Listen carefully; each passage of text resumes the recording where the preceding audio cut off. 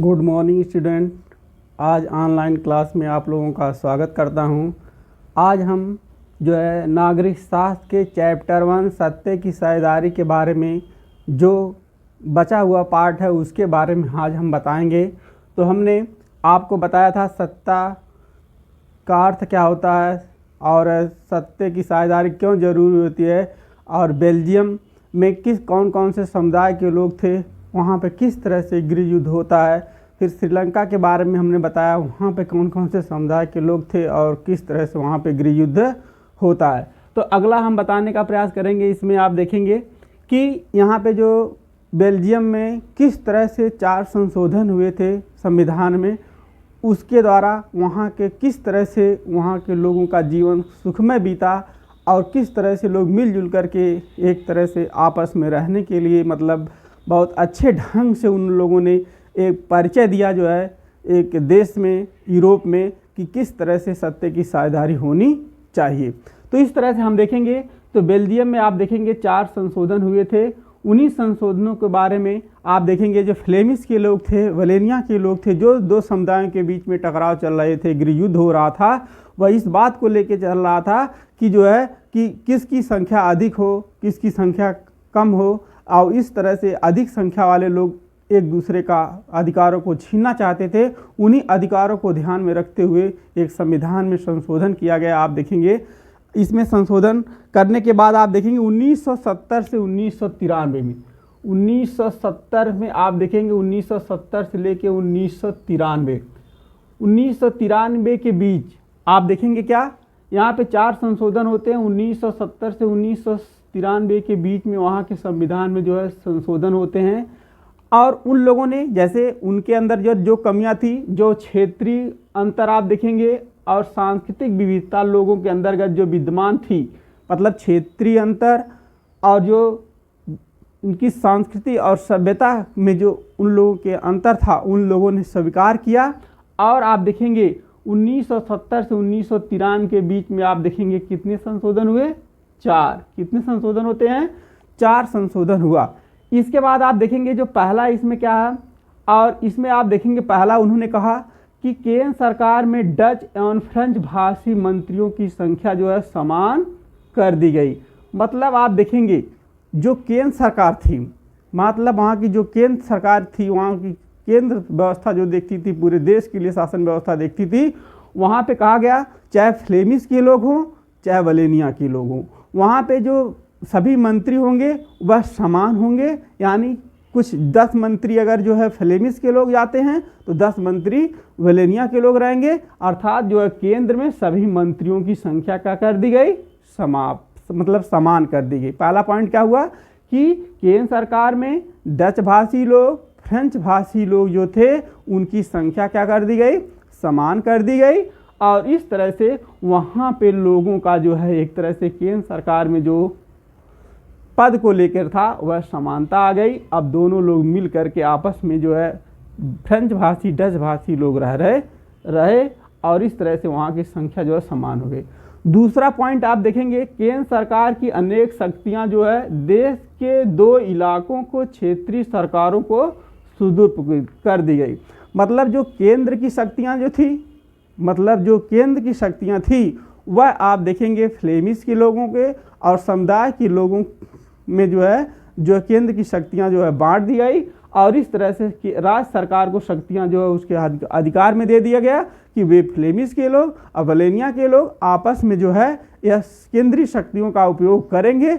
और जा करके शक्तियां जब दोनों को समाप्त कर दी गई तो इनके बीच जो विवाद चल रहे थे वह क्या हो गए? समाप्त हो गए। तीसरी बात आप देखेंगे जो उसकी राजधानी ब्रुसेल्स थी। ब्रुसेल्स में दोनों सरकारों का समान प्रतिनिधित्व है। इसमें अलग सरकार, यहाँ पे आप देखेंगे अलग सरकार बन गई। ब्रुसेल्स में आप देखेंगे जो क्या हो गया, यहाँ पे दोनों की सरकार जो है अलग अलग सरकार बन गई। और यहाँ पे आप देखेंगे जब सरकार अलग बन गई दोनों समुदाय के, लेकिन जो यहाँ पे लोग जो समुदाय थे, यहाँ पे दोनों सरकारों के समान प्रतिनिधि जो समुदाय के लोग थे समान प्रतिनिधि के रूप में आए, मतलब और यहाँ पे अपना एक अलग सरकार बन गई। आप देखेंगे जैसे फ्रेंच भाषी लोग जो थे अपनी राजधानी ब्रुसेल्स के समान जो है प्रतिनिधि को स्वीकार कर लिया, और जो डच भाषी लोग जो थे आप देखेंगे अपने जो है केंद्र स्तर की जो व्यवस्था थी उस स्तर के रूप में जो लोगों ने स्वीकार किया। इस तरह से आप देखेंगे ब्रुसेल्स में एक अलग प्रकार की सरकार वहाँ पे दिखाई दी। तो इस तरह से आप देखेंगे केंद्र सरकार, और जो चौथा बात कही गई केंद्र सरकार और राज्य सरकारों के अलावा यहाँ पर तीसरे स्तर की सरकार बनी जिसे सामुदायिक सरकार कहा गया। और यहाँ पे क्या हुआ कि जो केंद्र सरकार थी, राज्य सरकार थी, यहाँ पे तो जो केंद्र सरकार और राज्य सरकार के अलावा वहाँ पे एक जो सरकार बनाई गई वह सामुदायिक सरकार बनाई गई, जिसे उन सामुदायिक शक्तियाँ इनको प्रदान कर दी गई, और ताकि मतलब यहाँ पे जो भी लोग रहें वह निचले स्तर से लोगों को सुविधाएं आसानी से मिलती रहे। वहाँ पे किसी प्रकार की, चाहे फ्लेमिश के लोग रहें चाहे वलेनिया के लोग रहें, वहाँ पर किसी प्रकार का किसी के साथ कोई भेदभाव न हो। इस तरह से आप देखेंगे यहाँ पे सभी शक्तियाँ जो केंद्र सरकार राज्य सरकार के अलावा यहाँ पे तीसरे सरकार जो बनाई गई इसे सामुदायिक सरकार को सौंप दी गई।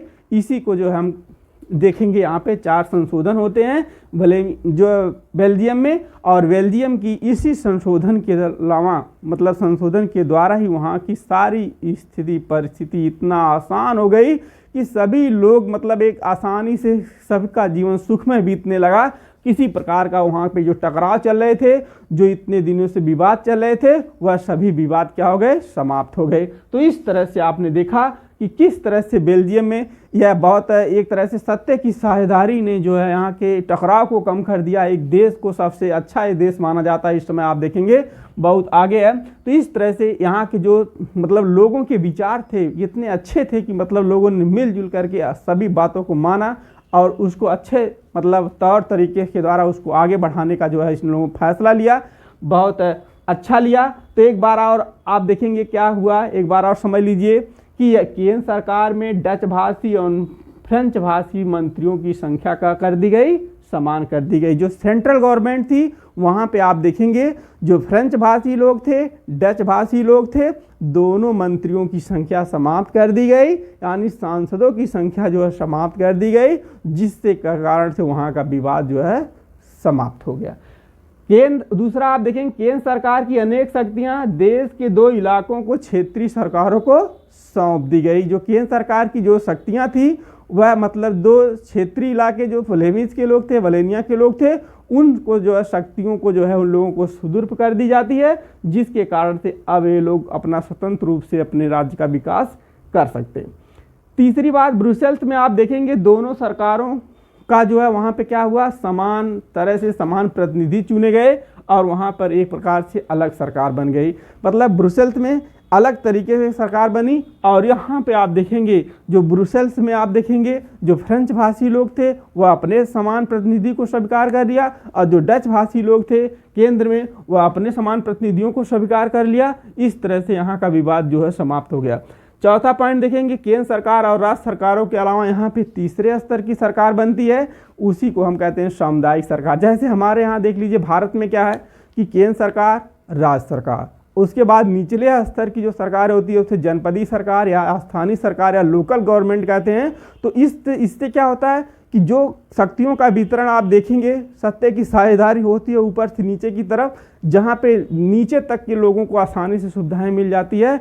यहाँ पे जो है और किसी प्रकार का कोई भेदभाव नहीं होता है यहाँ पे, और सबको समान देखा जाता है। इसी सरकार को सामुदायिक सरकार कहते हैं कि मतलब जो है केंद्र सरकार और राज्य सरकार के अलावा जो है यहाँ पे तीसरे लोगों को सरकार बनाने का अधिकार मिल गया यहाँ पे, और इस तरह से यहाँ पे लोग प्रतिनिधि दोनों मिल करके अपना समान रूप से अपने अपने समुदाय के लोगों को चुनाव करते हैं। इसी को जो है कहते हैं सामुदायिक सरकार। तो इस तरह से हमने देखा कि बेल्जियम में किस तरह से संशोधन हुआ 1970 से 93 के बीच में, और यही संशोधन के द्वारा वहाँ की सारी स्थिति परिस्थिति बहुत अच्छी हो गई, और यह बहुत ही इतिहास में याद किया जाता है। श्रीलंका में आप देखेंगे ऐसा लोगों ने नहीं किया, जिसके कारण से इसका टकराव जो है उसमें बहुत दिन लंबे समय तक ही चलता रहा। तो इस तरह से हमने इसको देखा। इसके बाद हम देखेंगे, हमने देख लिए इसके बाद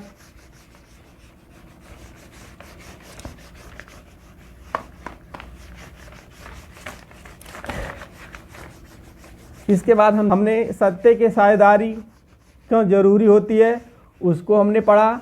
अब हम आगे देखेंगे, पढ़ेंगे सत्य के साझेदारी के स्वरूप। सत्ता की साझेदारी के स्वरूप क्या है। आप देखेंगे सत्य के साझेदारी के स्वरूप में आप देखेंगे, यह आप देखेंगे निम्न तरीके से सत्य के साझेदारी के स्वरूप को बांटा गया है। इसमें सत्य के साझेदारी के स्वरूप आप देखेंगे, यहाँ पे आप देखेंगे यह 4 प्रकार के होते हैं। इसमें आप देखेंगे पहला क्या होता है, सत्ता क्षैतिज भागीदारी। इसमें आप देखेंगे क्या होता है, क्षैतिज, पहला होता है क्षैतिज भागीदारी होता है। भागीदारी पहला आप देखेंगे। दूसरा आप यहाँ देखेंगे ऊर्ध्वाधर वितरण होता है, वितरण। तीसरा आप देखेंगे, तीसरा जो होता है सामूहिक भागीदारी। सामूहिक भागीदारी होता है। चौथा आप देखेंगे सामूहिक भागीदारी होता है। चौथा आप देखेंगे, इसमें जो चौथा होता है राजनीतिक दल या दबाव समूहों की भागीदारी। दबाव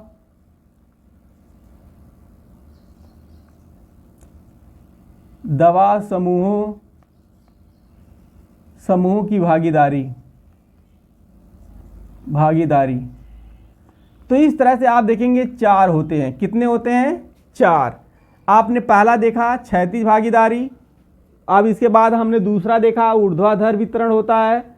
तीसरा आप देखा सामूहिक भागीदारी, और चौथा हमने देखा सामूहिक दबाव समूह या की भागीदारी। अब हम एक एक करके देखेंगे कि क्षैतिज वितरण होता है। आप देखेंगे शासन के विविध अंग आप देखेंगे जहाँ पर शक्तियों का वितरण आप देखेंगे। यहाँ पे आप देखिए सरकार के शक्तियों का वितरण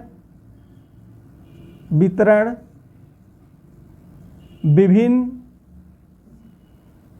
अंगों में किया गया है। विभिन्न अंगों में होता है उसे क्षैतिज भागीदारी कहते हैं। क्षैतिज भागीदारी, इसमें क्षैतिज भागीदारी होती है कि मतलब आप देखेंगे सरकार के विभिन्न अंगों में शक्तियों का वितरण विभिन्न अंगों में होता है। सरकार के शक्तियों का वितरण विभिन्न अंगों में होता है, उसे क्षैतिज भागीदारी कहते हैं। इसमें आप देखेंगे, जैसे आप देखेंगे यहाँ पे व्यवस्थापिका, दूसरा आप देखेंगे क्या होता है कार्यपालिका, अब तीसरा आप देखेंगे न्यायपालिका। तो इस तरह से आप देखेंगे यहाँ पे शक्तियों का वितरण होता है जिसे पार्लियामेंट कहते हैं।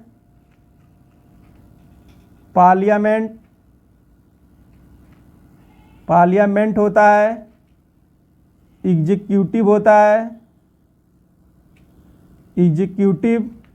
जुडिशरी। इस तरह से आप देखेंगे यहाँ पे क्या होता है कि सरकार के शक्तियों का वितरण आप देखेंगे विभिन्न अंगों में होता है, उसे हम क्या कहते हैं, क्षैतिज भागीदारी। कहने का मतलब यहाँ पे जो व्यवस्थापिका होती सरकार के 3 अंग होते हैं, व्यवस्थापिका, कार्यपालिका, न्यायपालिका। इसको पार्लियामेंट कहते हैं, इसको एग्जीक्यूटिव कहते हैं, इसको जुडिशरी कहते हैं। तो व्यवस्थापिका क्या होती है? व्यवस्थापिका सरकार का वह अंग होता है जो कानूनों का निर्माण करती है। और कार्यपालिका जो है व्यवस्थापिका द्वारा बनाए गए कानूनों का जो है पालन करती है, उसे हम क्या कहते हैं? कार्यपालिका। कार्यपालिका में सभी पदाधिकारी आते हैं, जो सरकारी कर्मचारी से लेकर के जितने भी आते हैं सभी एग्जीक्यूटिव कार्यपालिका के लोग होते हैं। और इन्हीं कार्यपालिका के द्वारा जो हमारे न्यायपालिका होती है उन्हीं का संरक्षण प्रदान करती है, जो त्रुटियां होती हैं उसको न्याय देने का काम करती है। तो इस तरह से आप देखेंगे हमारे जो सत्ता की साझेदारी के स्वरूप होता है, क्वेश्चन आएगा कि सत्ता के साझेदारी के विभिन्न स्वरूपों का वर्णन कीजिए। वेरी इंपॉर्टेंट क्वेश्चन ये आता है, सत्ता की साझेदारी के स्वरूपों का वर्णन कीजिए। तो आप बताएंगे सत्ता की साझेदारी को हम 4 स्वरूपों में बांट सकते हैं। क्षैतिज भागीदारी होता है जिसे हम वर्टिकल जो है कहते हैं, पार्टिसिपेट होता है इसमें, वर्टिकल हॉरिजॉन्टल होता है। अब सामूहिक आप देखेंगे होता है सामूहिक भागीदारी और दबाव समूहों की भागीदारी। मतलब इस तरह से दबाव समूह या राजनीतिक दल भी होता है, राजनीतिक दल या दबाव समूहों की भागीदारी चौथा जो होता है। तो इस तरह से हमने देखा पहला कि क्षैतिज भागीदारी में शक्तियों का वितरण सरकार के विभिन्न अंगों के विभिन्न स्तरों में होता है। तो इस तरह से अब हमने आप देखेंगे, इसके बाद हम दूसरा देखेंगे ऊर्ध्वाधर वितरण। इसके बाद क्या है? ऊर्ध्वाधर वितरण। आप देखिए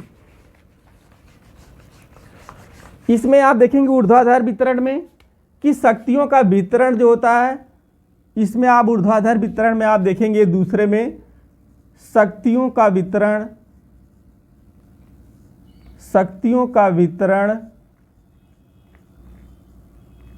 सरकार के विभिन्न स्तरों में होता है। शक्तियों का वितरण सरकार के विभिन्न स्तरों में होता है, उसे स्तरों में होता है, उसे ऊर्ध्वाधर वितरण कहते हैं, उसे ऊर्ध्वाधर वितरण कहते हैं, वितरण कहते हैं। इसमें आप देखेंगे इसमें होगा केंद्र सरकार, दूसरा आप देखेंगे राज्य सरकार, तीसरा आप देखेंगे स्थानीय सरकार।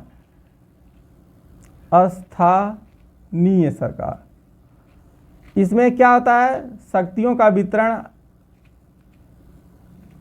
आप देखेंगे उच्च स्तर से निम्न स्तर की तरफ होता है, इसे कहते हैं शक्तियों का सरकार में विभिन्न स्तरों में, जो शक्तियों का सरकार में विभिन्न स्तरों में होता है उसे ऊर्ध्वाधर वितरण। शक्तियों का वितरण आप देखेंगे यहाँ गलत हो गया है, वितरण।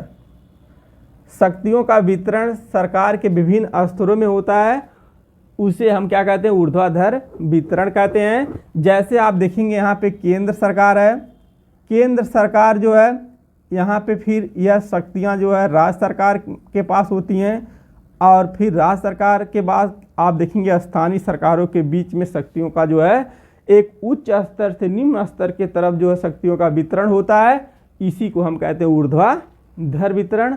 तो इस तरह से आपको हम दो स्तर तक आपको बता दिए।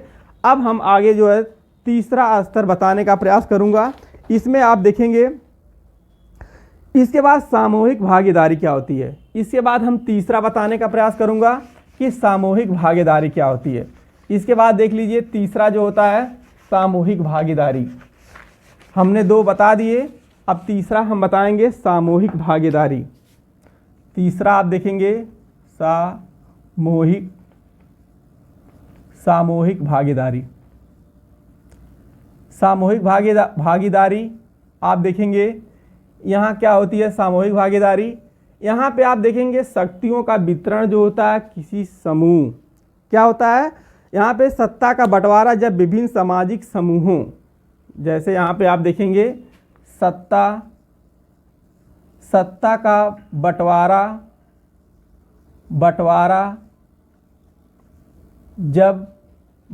जब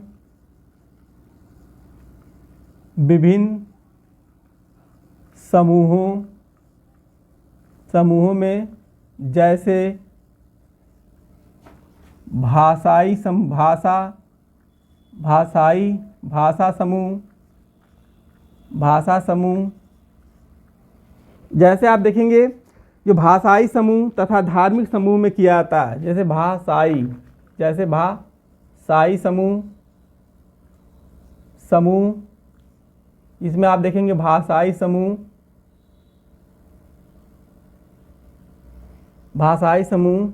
तथा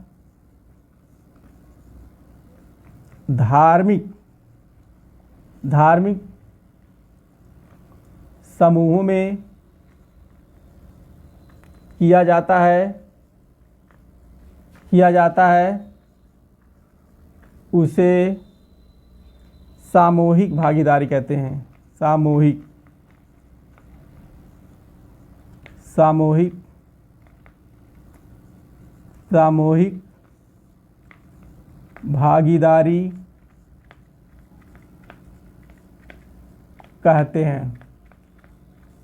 सामूहिक भागीदारी कहते हैं। कहने का मतलब आप देखेंगे कि सामूहिक भागीदारी क्या होती है?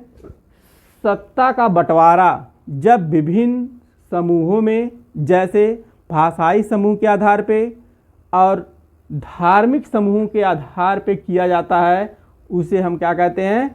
सामूहिक भागीदारी कहते हैं। तो इस तरह हमने तीसरा देखा कि जो धर्म के नाम पे और भाषा के नाम पे आप देखेंगे शक्तियों का जब बंटवारा होता है लोगों के अंतर्गत, तो उसी को हम देखेंगे सत्ता का साझेदारी का एक स्वरूप होता है। धर्म के नाम पे, समूह के नाम पे आप देखेंगे वे लोग अपने अपने लोगों को तरफ आकर्षित करते हैं, उसमें शक्तियों का बंटवारा हो जाता है, उसी को हम कहते हैं भाषाई समूह। एक भाषा, समुदाय, धर्म के नाम पर जो है शक्तियों का बंटवारा होता है। इसके बाद हम देखेंगे जो चौथा है, इसमें आप देखेंगे राजनीतिक दल तथा दबाव समूह की भागीदारी। इसमें देखेंगे राजनीतिक, चौथा क्या है? राजनीतिक दल तथा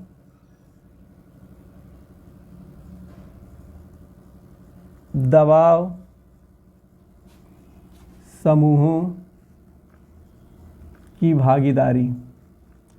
इसमें आप देखेंगे जो चौथा है, वेरी इंपॉर्टेंट, आप देखेंगे ये है कि किस तरह से दबाव समूह का मतलब होता है कि जब कोई राजनीतिक संगठन जो है अपने कार्यों को सिद्ध करने के लिए अलग तरह से विभिन्न प्रकार के अन्य संगठनों, समूहों का जो है सहारा लेकर जब अपने कार्य को सिद्ध कर लेता है, उसी को हम क्या कहते हैं? दबाव समूह कहते हैं। क्या कहते हैं? दबाव समूह कहते हैं। जैसे आप देख लीजिए, अगर मान लीजिए छोटा सा उदाहरण लेंगे, अगर मान लीजिए हमको किसी बड़े स्कूल में एडमिशन कराना है, अगर हमारा जो एंट्रेंस नहीं निकलता है, तो हम आप देखेंगे किसी मंत्री को पकड़ करके या किसी अन्य समूह को, अध्यक्ष को पकड़ करके उस व्यक्ति को ले जा करके उसे दबाव बना करके अगर हम अपने एडमिशन को करवा लेते हैं, तो वह संगठन जो है एक तरह से जो राजनीतिक दल होगा या क्षेत्रीय दल होगा या नेता जो होगा, वह क्या कहलाएगा? दबाव समूह कहलाएगा। उसी तरह से आप देखेंगे इस तरह से इसमें जो है भागीदारी होती है। ये अपने कार्यों को सिद्ध करने के लिए किसी समूह या विशेष समूह का संगठन होता है, जो किसी समूह संगठन का सहयोग करके अपने राजनीतिक सत्ता में वह सफल बना लेते हैं, उसी को हम क्या कहते हैं? राजनीतिक दल कहते हैं। जब राजनीतिक समूह तथा दबाव समूह, समितियां, संगठनों तथा आंदोलनों के माध्यम से आप देखेंगे जब राजनीतिक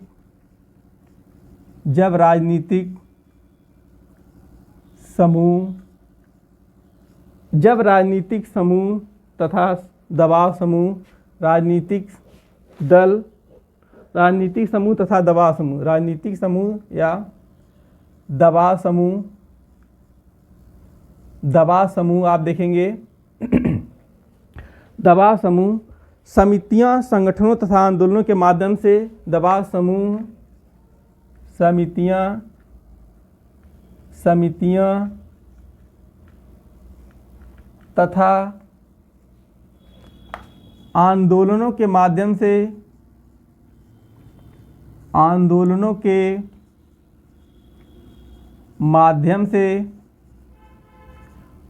से क्या करते हैं, माध्यम से सत्ता में साझेदारी पा जाते हैं। आंदोलनों के माध्यम से सत्ता में साझेदारी पा जाते हैं, उसे राजनीतिक दल या दबाव समूह कहते हैं। उसे राजनीतिक दल या दबाव समूह कहते हैं। कहने का मतलब आप देखेंगे कि राजनीतिक दल तथा दबाव समूहों की भागीदारी में जब राजनीतिक समूह या दबाव समूह या समितियां तथा आंदोलनों के माध्यम से जब ये सत्ता में साझेदारी पा जाते हैं, आंदोलनों के माध्यम से सत्ता में साझेदारी प्राप्त कर लेते हैं, तो उसे हम क्या कहते हैं, राजनीतिक दल या दबाव समूह कहते हैं। तो इस तरह से आपने देखा कि सत्ता के साझेदारी के हमने 4 स्वरूप बताया। एक क्षैतिज वितरण बताया, एक ऊर्ध्वाधर वितरण बताया, एक सामूहिक भागीदारी बताया, एक राजनीतिक दल या दबाव समूह भागीदारी बताया।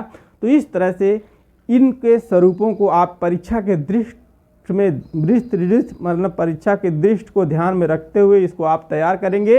यह वेरी इंपॉर्टेंट क्वेश्चन है, यह परीक्षाओं में पूछा जाता है। तो इसलिए आज जो है इतना ही। धन्यवाद।